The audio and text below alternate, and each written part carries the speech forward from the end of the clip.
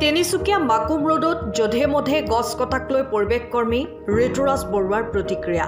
তিনিচুকীয়াৰ মাকুম ৰোডৰ ৰেল বিভাগৰ ৰেলৰ বিজুলী সংযোগ ব্যৱস্থাৰ বাবে তিনিচুকীয়া ডিগবৈ বন সংমণ্ডলৰ অনুমতি সাপেক্ষে অমৃত স্বাহী নামৰ এটা বেচৰকাৰী প্ৰতিষ্ঠানে তিনিচুকীয়াৰ মাকুম ৰোডৰ 100 বছৰ পুৰণি গছ সম্পূৰ্ণৰূপে কাটি তহিলং কৰে।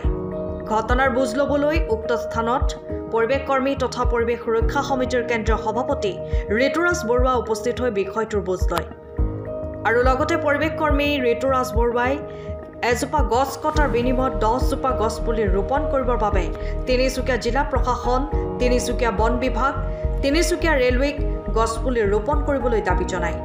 অন্যথা মানৱ জাতিয়ে লগতে প্ৰাণীকুলৰ সুৰক্ষাৰ স্বাৰ্থত গছ কটা কাৰ্য বন্ধ কৰিবলৈ দাবী জনায় পৰিৱেশকৰ্মীগৰাকীয়ে।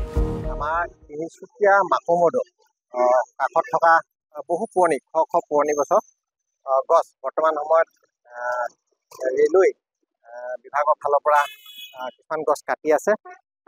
এটা কথা আমি উল্লেখ কৰোঁ যে আমি পৰিৱেশ সুৰক্ষা সমিতিয়ে উন্নয়নৰ ক্ষেত্ৰত কেতিয়াও বাধা নিদিওঁ, কিন্তু এইটো কথা কিন্তু অতি গুৰুত্বপূৰ্ণ যে বৰ্তমান সময়ত এজোপা গছ পুলি ৰোপণ কৰি তাক এজোপা বৃহৎ গছৰ ৰূপ দিবলৈ কিন্তু বহুত কষ্ট হয়। আমি পৰিৱেশ কৰ্মীসকলে এতিয়া সেই বিষয়টো আমি অনুভৱ কৰোঁ।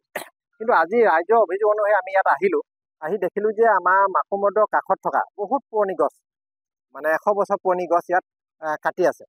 আহি পেলাই আমি ইয়াত নিজে আহি উপস্থিত হৈ আমি দেখিলোঁ যে হয় ইয়াত কাটি আছে। তাৰপিছত ইয়াত অমিত শ্বাহে নামৰ এটা এখন ফাৰ্মে এই গছ কটা ঠিকাটো লৈছে চাগে।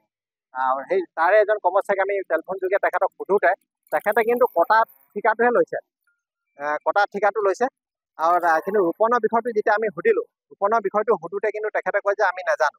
গতিকে আমি ভাবোঁ যে এনেকুৱা কিছুমান ফাৰ্ম আছে যিবিলাকে অকল টকাৰ কাৰণে গছ কাটিবহে জানে, তেখেতলোকৰ গছ পুলি ৰোপণৰ কোনো ব্যৱস্থা নাই। গতিকে এই বিষয়টো আমি ৰেলৱে বিভাগৰ লগতে আমি তিনিচুকীয়া জিলা প্ৰশাসনৰ লগতে আমাৰ তিনিচুকীয়া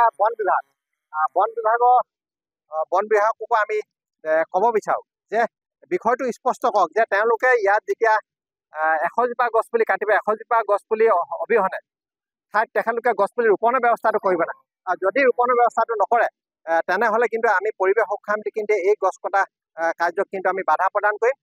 আমি ৰাইজৰ সুৰক্ষাৰ স্বাৰ্থত, প্ৰাণীকুলৰ সুৰক্ষাৰ স্বাৰ্থত কিন্তু আমি এই গছপুলি কটা কিন্তু বাধা প্ৰদান দিম। আৰু লগতে আমি তিনিচুকীয়া জিলা প্ৰশাসনক, উপায়ুক্ত মহোদয়ক আমি আহ্বান জনাইছোঁ, তিনিচুকীয়া বন বিভাগক আহ্বান জনাইছোঁ যে তেখেতলোকে যাতে গছপুলি ৰোপণৰ যাতে বিশেষ ব্যৱস্থা কৰক।